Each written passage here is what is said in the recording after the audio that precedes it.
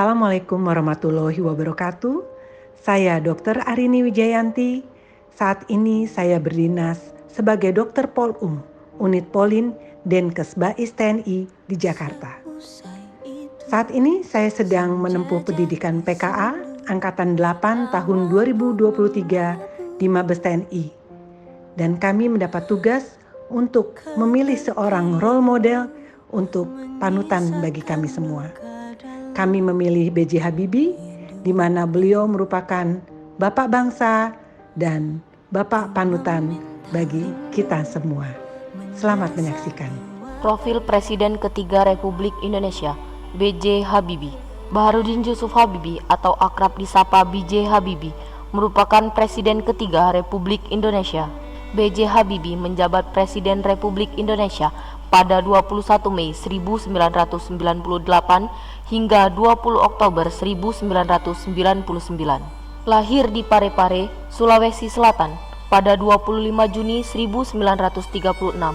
Habibie merupakan putra dari pasangan Alwi Abdul Jalil Habibie dan R.A. Tuti Marini Puspowardojo. Tak lama setelah ayahnya meninggal pada tahun 1950, Habibie pindah ke Bandung untuk menuntut ilmu di Government Middlebury School. Tahun 1954, ia melanjutkan studi ke Fakultas Teknik Universitas Indonesia Bandung, sekarang disebut ITB. Pada tahun 1955 sampai dengan 1965, Habibie melanjutkan studi teknik penerbangan, spesialisasi konstruksi pesawat terbang di Jerman Barat. Ia menerima gelar diploma insinyur pada tahun 1960 dan gelar doktor insinyur pada tahun 1965 dengan predikat summa cum laude.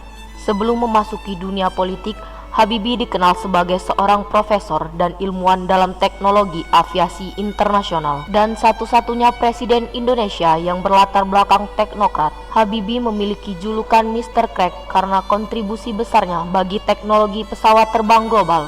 Namanya pun melekat menjadi nama teorema di bidang termodinamika, yaitu teorema Habibie atau dikenal dengan Crack Propagation Theory. Teori ini memberikan formulasi perhitungan matematis untuk menemukan potensi rekahan atau crack pada kerangka badan pesawat. Pada tahun 1973, Habibie diminta Soeharto pulang ke Indonesia. Habibie kemudian menjabat sebagai Menteri Negara Riset dan Teknologi atau Menristek sejak tahun 1978 sampai Maret 1998. Di tengah situasi politik dan ekonomi yang kacau balau, Habibie diangkat menjadi Presiden Indonesia menggantikan Soeharto. Meski hanya 17 bulan, masa pemerintahannya krusial.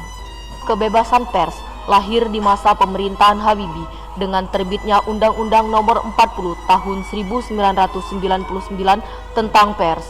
Selain itu, ia juga memprakarsai Bank Indonesia yang independen agar lebih fokus mengurusi perekonomian.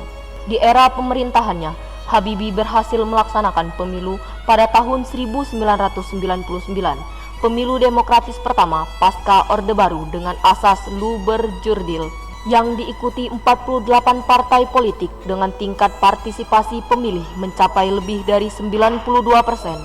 Habibie meninggal dunia di RSPAD Gatot Subroto pada tanggal 11 September 2019 karena gagal jantung.